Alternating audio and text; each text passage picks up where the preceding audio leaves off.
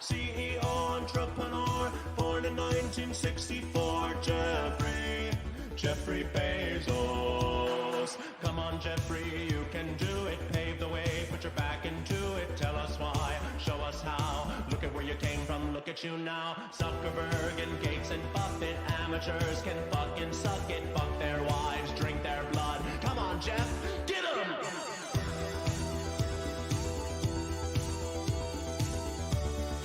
Et bonjour à tous et bienvenue sur ma chaîne YouTube. Alors, on se retrouve pour une vidéo assez importante qui est la prévention des risques sur les marchés futurs. Donc, ce sont les risques qui sont spécifiques aux marchés futurs. Donc, les risques spécifiques liés au contrat à terme. D'accord? Pour ceux qui n'ont pas compris, la traduction française des futurs, c'est contrat à terme. Bon, alors, il y a trois risques majeurs qui existent sur les contrats à terme que les gens ne connaissent pas trop. D'accord? Donc le premier risque dont on va parler, et c'est assez important cette vidéo parce que c'est ce genre de choses qui vous permet de ne pas perdre de l'oseille, d'accord? C'est pas des vidéos qui sont beaucoup faites sur internet parce que les vidéos qui marchent sur internet c'est plus comment faire 1 million avec 100 dollars. Voilà, ça c'est le genre de vidéos qui font cliquer les gens. Et vous aurez bien compris que c'est de la merde. Donc bon, on part sur un truc sérieux et c'est parti. Alors premier futur risque, premier risque spécifique au contrat à terme. Vous savez que, enfin si vous ne le savez pas, je vous l'apprends, un contrat à terme, ça a une durée de fin, d'accord? Alors on va prendre pour exemple les contrats sur les indices américains. Donc le contrat par exemple sur le S&P 500, le contrat à terme sur le S&P 500. Est-ce que le contrat à terme sur le S&P 500 il est perpétuel? Non, il se termine tous les 3 mois, d'accord? Donc tous les 3 mois, il y a un nouveau contrat, ok? Donc, qu'est-ce qui se passe? Il se passe que si ta position elle est coincée, que tu es trappes, que tu es piégé à l'achat ou piégé à la vente, et que le prix est loin de toi, et que ton contrat il commence à aller vers le jour où il va finir, eh bien qu'est-ce qu'il faut que tu fasses? Il faut que tu roll over le contrat. Donc roll over le contrat, ça veut dire rouler le contrat, ça veut dire quoi tout simplement? La façon la plus simple de le faire, c'est couper sa position et reprendre la même sur le graphique suivant, d'accord? Donc par exemple là, vous aviez une position ouverte sur le graphique de décembre, et ben vous devez la changer pour le graphique de mars si vous voulez continuer à prendre votre position, d'accord? Mais le risque là-dedans, c'est quoi? Alors évidemment, il faut payer des frais pour ressortir la position et re-rentrer une nouvelle position. Mais bon, ça, vous vous en doutiez. Le gros risque, c'est quoi? C'est qu'il y ait un spread entre le contrat de décembre et le contrat de mars. Je vais d'ailleurs vous incruster une image qui va vous expliquer le spread entre le contrat de décembre et le contrat de mars. Donc vous pouvez très bien vous retrouver dans un cas où vous êtes coincé et que vous devez rollover votre contrat, donc faire rouler votre contrat sur la prochaine période parce que vous êtes piégé. C'est tout à fait possible qu'il y ait un gap ou un spread, donc un écart entre le contrat de décembre et la cote du contrat de mars, d'accord? Et cet écart, c'est un écart qu'il faut avoir provisionné, d'accord? Si vous prenez des positions overnight et qu'elles peuvent arriver éventuellement jusqu'au rollover, il faut prévoir que sur le gap, vous pouvez perdre quelques points, d'accord? C'est assez commun de voir un contrat qui termine dans 3 mois qui cote avec 20 ou 30 points de différence par rapport au contrat qui finit dans quelques jours. D'accord? C'est quelque chose qui arrive assez souvent. Donc c'est quelque chose qu'il faut savoir et qu'il ne faut pas prendre à la légère. Donc voilà pour le rollover gap ou rollover spread. Deuxième risque très important. Celui-ci est très peu connu. Le jump de l'indicative opening price. Qu'est-ce que ça veut dire? Alors, l'indicative opening price, c'est la façon dont l'open price, le prix d'ouverture, est calculé tous les jours pour le CME. Alors, le CME, c'est quoi? C'est ceux qui fournissent le contrat à terme que je trade, d'accord? Donc, le contrat à terme que je trade est, est fourni par le Chicago Mercantile Exchange Group. Et pour désigner le prix d'open, les gens pensent la plupart du temps que le prix d'open est désigné selon le prix de la veille. Eh bien non, c'est faux. Le prix de l'open est désigné avec l'indicative opening price, IOP. Donc le IOP pour mes amis joueurs de Dofus. Alors c'est quoi le IOP? C'est quoi l'IOP? C'est quoi l'indicative opening price? Eh bien je vais vous expliquer. Tous les jours, 15 minutes avant que le marché ouvre, les participants du marché peuvent placer des ordres qui n'ont pas pour vocation d'être exécutés. Ce sont des ordres qui restent en attente. Ces ordres peuvent être annulés et rajoutés, d'accord? Donc le but étant de placer des ordres limites dans le carnet d'ordre et ces ordres limites n'ont pas pour but de trouver une contrepartie immédiate. Ces ordres limites ont pour but de désigner l'endroit où on pourra faire le plus de volume pour pouvoir ouvrir le marché.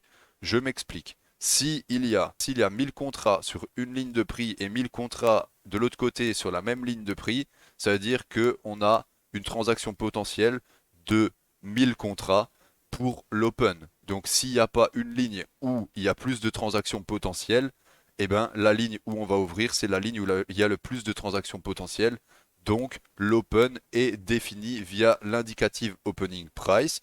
Donc c'est assez dangereux. Pourquoi? Parce que ça peut faire des très gros jumps. Exemple, si deux traders se mettent d'accord sur le fait de mettre beaucoup de contrats dans l'indicative opening price à un même prix, que ce prix est à 100 points de là où le prix est actuellement.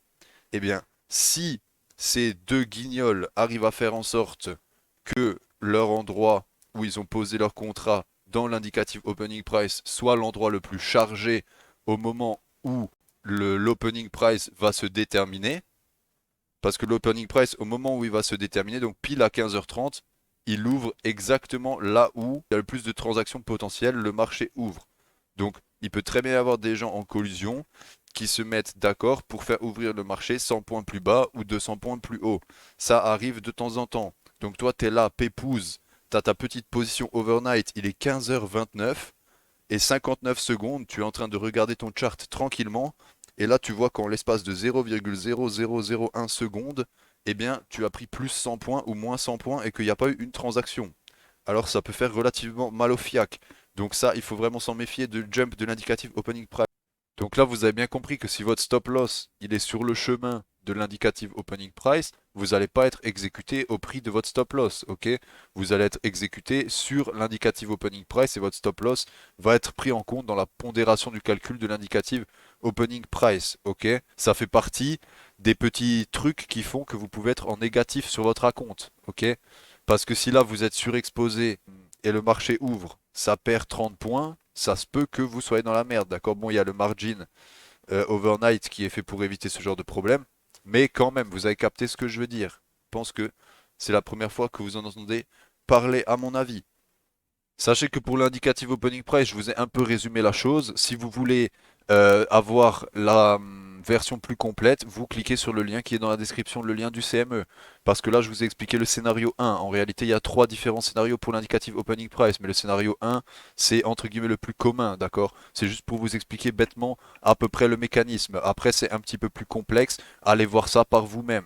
Parce que s'il y a des égalités ou des trucs comme ça dans le DOM qui sert pour faire l'indicative opening price, eh ben, il va y avoir des façons d'ouvrir qui vont être encore différentes de ça, ok? Mais je peux pas tout vous détailler là dans une vidéo courte, ok? Donc allez faire un tour sur le CME, ça vous évitera de vous retrouver en négatif sur votre compte futur et d'être endetté auprès d'un broker à Chicago, ça serait quand même con.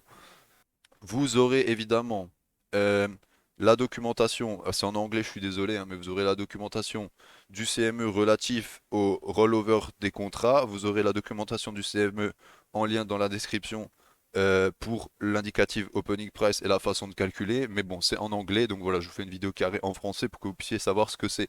Mais je vous incite tous à aller faire plus de recherches que ce que je vous dis. Voilà, on n'en sait jamais assez dans ce sujet-là. Troisième grand risque. Le margin requirement adaptatif. C'est quoi le margin requirement? C'est simple. Pour prendre un contrat, tu dois laisser une caution à ton courtier. D'accord? Imaginons que c'est un appartement. D'accord? Tu veux louer un appartement, tu dois laisser ta caution au courtier. Ok? Sauf que là, c'est pas un appartement, c'est un contrat. Ok? Mais cette caution-là est adaptative. Donc, c'est-à-dire que le gars qui te loue ton appartement, il a pu te dire la veille, oui, la caution c'est 1000 euros, monsieur. Et le lendemain, il revient te voir et te dit, ah, en fait, la caution, monsieur, c'est 3 000 € parce que le marché a changé, maintenant c'est 3 000 €. Si tu lui dis, bah, moi, je peux pas te donner 3 000 € de caution, il te dit, tu dégages de mon appartement, bouffon, casse-toi. Ok? Sauf que là, c'est pas un appartement, c'est un contrat. Ok? Donc le margin requirement, il faut bien comprendre qu'il est adaptatif.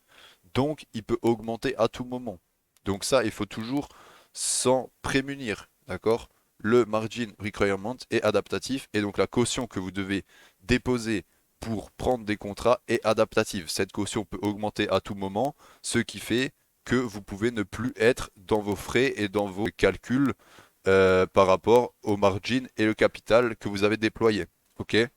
Donc toujours bien faire attention aux margin requirements et aux fluctuations de marché qui font que éventuellement avec beaucoup de volatilité, on peut vous demander un margin requirement et qui est supérieur à la norme habituelle. C'est des choses qui arrivent. Je vais peut-être vous mettre un petit mail de mon broker. Vous aurez un exemple. Quatrième risque, celui-ci est vraiment rare, d'accord, mais il faut quand même le prendre en compte. C'est le changement éventuel de pas de cotation. Alors, je m'explique. Actuellement, le S&P trade à quoi? 3008, 3850, quelque chose à peu près comme ça. 3850 points, ok? Et il bouge comment? Il bouge de 0,25 en 0,25.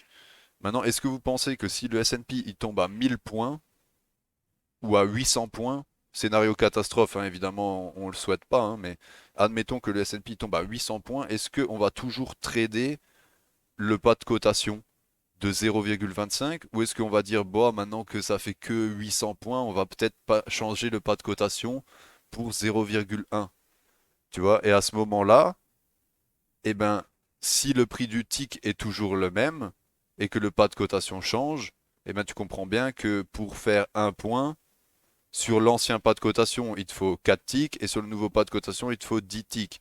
Donc si le tick est toujours à la même valeur, toi, au final, tu te retrouves à perdre beaucoup plus que ce que tu avais perdu, que ce que tu avais prévu de perdre, d'accord? Même problème à la hausse, d'accord? Si le S&P demain, il est à 13 000 points, ça m'étonnerait qu'on le fasse toujours monter de 0,25 en 0,25. Peut-être, hein, mais on se dira peut-être, bon, maintenant le S&P il peut bouger de 1 point en 1 point vu qu'il fait 11 000 points. D'accord? Donc le changement de pas de cotation, alors on ne peut pas vous changer un contrat et vous dire là votre contrat, on change le pas de cotation en plein milieu. Non, ça c'est impossible. Mais ça peut être décidé par le Chicago Mercantile Exchange de changer le pas de cotation d'un contrat à un autre contrat. C'est extrêmement rare, mais je vous le pose là quand même parce que ça peut toujours servir. Donc voilà, là vous avez vraiment les risques qui sont spécifiques au contrat à terme. Si je vois qu'il manque des choses et que j'ai besoin de rajouter d'autres choses, je vous les rajouterai. Mais voilà, on n'est pas sur les risques de base qui vous sont présentés. Oui, trader, c'est prendre des risques parce que le cours peut aller à l'inverse de ton sens, machin. Non, là, je vous explique vraiment les choses qui sont spécifiques au contrat à terme. Donc voilà, maintenant, je pense que vous savez les risques spécifiques sur les contrats à terme. Et j'espère que la vidéo vous sera utile. Ça fera certainement pas beaucoup de vues, mais les vidéos prévention, c'est probablement les plus importantes dans la mesure où ça vous permettra éventuellement de ne pas perdre votre argent bêtement. Bon voilà, j'espère que la vidéo vous a plu. À bientôt, ciao, bye, merci de m'avoir suivi, ciao ciao.